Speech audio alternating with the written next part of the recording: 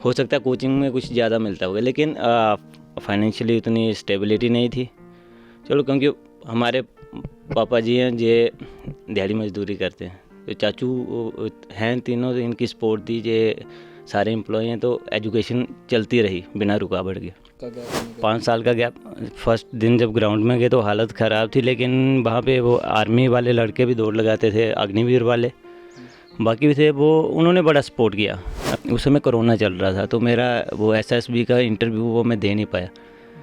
तो आपको पता है, जब गांव से बंदा जाता है पहले तो पता नहीं होता उतना कि कहाँ से कैसे एंट्री करनी है, लेकिन जब जब टाइम मिला, पता चलता गया, तो 1-2 मौके मिले मुझे, दोनों कोरोना में चले गए।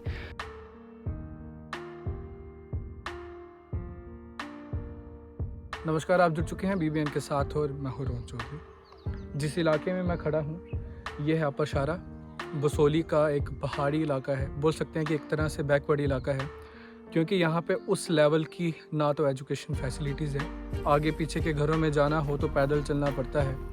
लेकिन काफ़ी अच्छा लगता है कि इसी इलाके में से एक गरीब परिवार से उठ के जब एक युवा अपनी मंजिल तक पहुँचता है, तो वैसे ही एक युवा की हम एक स्टोरी आपके सामने लाए हैं। उस युवा का नाम है पंकज पठानिया। अभी हम उनके इलाके में ही आए हैं और उनसे जानने की कोशिश करेंगे कि किस तरह से उनका सफ़र रहा और किस तरह से उन्होंने अपना ये मुकाम हासिल किया। जी, बहुत बहुत धन्यवाद रोहन जी, आप जहाँ तक आए और हमसे बात करने की कोशिश की। तो जैसा कि आपको बता दें, मेरी जो स्कूलिंग है वो मेरे ही गांव से हुई है। प्राइमरी से लेके हायर एजुकेशन, मतलब 10th तक की जो मेरी पढ़ाई है वो यहीं के स्कूल्स में हुई है। उसके बाद 11th-12th मैंने government model high secondary school Basoli से करी है। उसके बाद बीए मैंने जीडीसी बसोली से करी है। लास्ट में मास्टर्स मैंने Jammu university department of political science से करी है। और अभी रिसेंटली मैंने बीएड और साथ ही ड्यूरिंग बीएड में सीटेट भी क्वालिफाई किया है। जी, तो साथ में एसआई का भी हो गया, तो प्रेफरेंस एसआई के लिए ज़्यादा है?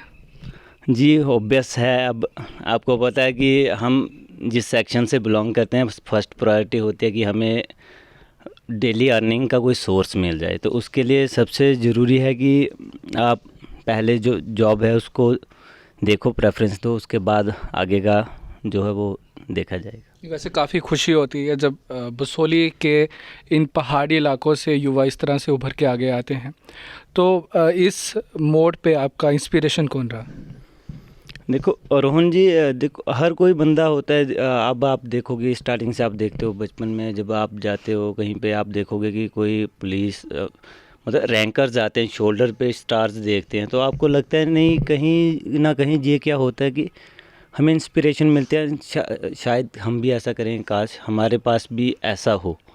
ठीक है ना, हर इंसान को होता है कि काश हमारे पास भी वो बत्ती वाली गाड़ी हो, आए और सर्व करें सोसाइटी को, सबसे जो बड़ा काम है। तो वैसे देख देख के मतलब पर्टिकुलर कोई इंस्पिरेशन नहीं रहा, पर मन में ये था, पहले था कि आर्मी के लिए जाएं, लेकिन वो एनसीसी में आप सी सर्टिफिकेट होल्डर भी हैं। जी, वो एनसीसी की वजह से भी बहुत कुछ सीखने को मिला।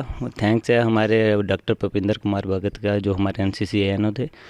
लेकिन उसमें क्या था कि एनसीसी की वजह से मुझे एंट्री के लिए ऑफ़र मिलते रहे, ऑप्शन मिलते रहे। तो लेकिन क्या हुआ कि उस समय कोरोना चल रहा था, तो मेरा वो एसएसबी का इंटरव्यू वो मैं दे नहीं पाया। तो आपको पता है, जब गांव से बंदा जाता है पहले तो पता नहीं होता उतना कि कहाँ से कैसे एंट्री करनी है, लेकिन जब जब टाइम मिला, पता चलता गया, तो 1-2 मौके मिले मुझे, दोनों कोरोना में चले गए। फिर 25 क्रॉस होगी, तो आर्मी में एज ए ऑफिसर जाने का वो सपना रह गया थोड़ा सा। तो बाद में जेके एसएसबी की पोस्ट निकली, तो चलो माता और ये पेपर कैंसिल भी हुआ था वैसे, तो डीमोटिवेशन मिली किसी तरह की? होता है रोहन जी, क्योंकि आप मेहनत करके कोई पेपर देते हो, तो क्रैश हो जाए या कोई एलिगेशन की वजह से उसको कैंसिल कर दिया जाए, तो ऑब्वियस सी बात है, होता है। और मेरा तो दोनों के दोनों पेपर के टाइम मेरा बीएड चल रहा था रेगुलर में, तो ये मतलब हेक्टिक हो जाता है कि आप रेगुलर में कहीं पे आप अपने सब्जेक्ट्स जो होते हैं बीएड के, टीपी होती है, उसमें भी टाइम देना है, फिर स्टडीज़ के लिए भी। चलो माता रानी की दया है, तो हो गया, इस बार भी हो गया। तो तो ये रनिंग करना, ये साथ में पढ़ाई भी करना, बीएड भी करना, ये किस तरह से मैनेज किया एक साथ में? रोहन जी, रनिंग की बात करें तो उस समय मेरी बीएड हो चुकी थी, लेकिन मेरे लिए सबसे चैलेंजिंग बात थी रनिंग, क्योंकि 2018 में ग्रेजुएशन हुई, तब चलो एनसीसी में थे, रनिंग होती थी। उसके बाद अब 23 में आके, वो भी लास्ट में, रनिंग बढ़िया ही चैलेंजिंग काम था। लेकिन 5 साल का गैप होने के 5 साल का गैप, फर्स्ट दिन जब ग्राउंड में गए तो हालत ख़राब थी, लेकिन वहाँ पे वो आर्मी वाले लड़के भी दौड़ लगाते थे, अग्निवीर वाले बाकी भी थे, वो उन्होंने बड़ा सपोर्ट किया। अब जब मुझसे नहीं दौड़ा जाता था, कई तो पकड़ के दौड़ा देते, भैया दौड़ो, कोई बात नहीं, हो जाएगा। चलो उनकी भी सपोर्ट रही, अपनी भी मेहनत रही, ऊपर वाले की कृपा रही कि लास्ट जो है जहाँ पे मतलब 1700 मीटर से ऊपर का ग्राउंड है बसोली का, तो जहाँ से 6 मिनट 15 सेकंड की टाइमिंग लेके मैं गया था, मन में कहीं ना कहीं कॉन्फिडेंस था कि अब वहाँ पे 6.5 मिनट का टाइम है, मज़े से निकलेगी। तो ऊपर वाले की कृपा से रनिंग भी हो गई, सब कुछ हो गया, तो ऊपर वाले का धन्यवाद करते हैं तो इसके लिए। इस दौरान क्या क्या दिक्कतों का सामना करना पड़ा? दिक्कतें ज़्यादा कुछ तो नहीं, लेकिन ये होता है कि आप 5 साल आपने टोटली वर्कआउट छोड़ा हुआ है, लेकिन 5 साल के बाद आप आके वर्कआउट कर रहे हो, शरीर टूटेगा, ठीक है, आपको फिज़िकल प्रॉब्लम भी आएगी, थोड़ा मेंटल प्रेशर भी होता है, क्योंकि हमने जाते ही पहले दिन टाइमर लगा दिया, 7:45 की टाइमिंग आ रही, 1 महीने का टाइम मिला हुआ हमें रनिंग के लिए, तो मेंटली प्रेशर आ जाता है बंदे पे कि कब कैसे और इतने कम समय में ये टाइम कैसे तोड़ा जाए। तो चलो वो बेचारे काफ़ी से लड़के थे जिन्होंने हेल्प भी करी और हमें टेक्निक्स बताते गए, भैया ऐसे करो, ये डाइट लो, ये फॉलो करो, तो आपकी टाइमिंग टूटेगी, और वैसा ही हुआ। अभी हमारे बसोली से कुछ ज़्यादा बच्चे नहीं हो पाए हैं, और जो हो पाए उनमें से आप एक हो, तो ऑब्वियसली यूथ के मन में भी आएगा कहीं ना कहीं कि आपसे इंस्पायर हो के हम भी आगे जाके फिर से एग्ज़ाम को क्रैक वगैरह करें। तो यूथ को क्या मैसेज देना चाहोगे आप? देखो, यूथ को यही मैसेज देना चाहूँगा, सबसे पहले तो मैं आपसे यहाँ के अब सिस्टम की बात करता हूँ। आज से आप 10-15 साल पहले जाओ ना, तो हमारा तहसील बसोली और ख़ास करके ये जो हमारा पंचायत है सांदर, ये एजुकेशनली मतलब इतना फॉरवर्ड था। आप देखोगे कि हर घर में, मोहल्ले में 1-2 बंदे होंगे जो जम्मू यूनिवर्सिटी से मास्टर करके आए हुए थे। लेकिन बीच में अब ये मॉडर्नाइजेशन नहीं बोलूँगा, वेस्टर्नाइजेशन ले लो आप, ठीक है, मोबाइल आ गया, बाकी चीज़ें आ गई, तो इसकी वजह से थोड़ा सा जो है यूथ इधर उधर हो गया है, ठीक है। तो इतना ही बोलूँगा कि हर बंदे के मन में होता है, कभी हमारे मन में भी होता था, यार वो कोचिंग कर रहे हैं तो हम भी करें, हो सकता है कोचिंग में कुछ ज़्यादा मिलता होगा, लेकिन फाइनेंशियली उतनी स्टेबिलिटी नहीं थी। चलो, क्योंकि हमारे पापा जी हैं, ये दिहाड़ी मजदूरी करते हैं, जो चाचू हैं तीनों, इनकी सपोर्ट दी, ये सारे एम्प्लॉय हैं, तो एजुकेशन चलती रही बिना रुकावट के। तो अब यूथ को इतना ही बोलूँगा, यार कंसिस्टेंसी रखो, प्रैक्टिस रखो। ये है कि अब आप ये नहीं सोचो कि हमें 100% सिलेबस करना है, 100% लेके ही चलना है। आप चाहे 80 करो, लेकिन उसकी रिवीजन करके उसको ऐसे पकड़ के चलोगे, उस 80% में आप कम से कम 80 नहीं तो 75 और 80 के बीच का स्कोर लेके चलो। मतलब इतने इस हिसाब से प्रैक्टिस करो कि आप में ये कॉन्फिडेंस होना चाहिए पेपर में बैठने के पहले कि इसमें से कुछ भी आएगा, मैं नहीं छोड़ने वाला, तो बाकी टेंशन नहीं। युवाओं के मन में एग्ज़ाम की स्ट्रैटेजी को लेके भी सवाल आ सकते हैं, तो क्या एग्ज़ाम की स्ट्रैटेजी रही थी आपकी?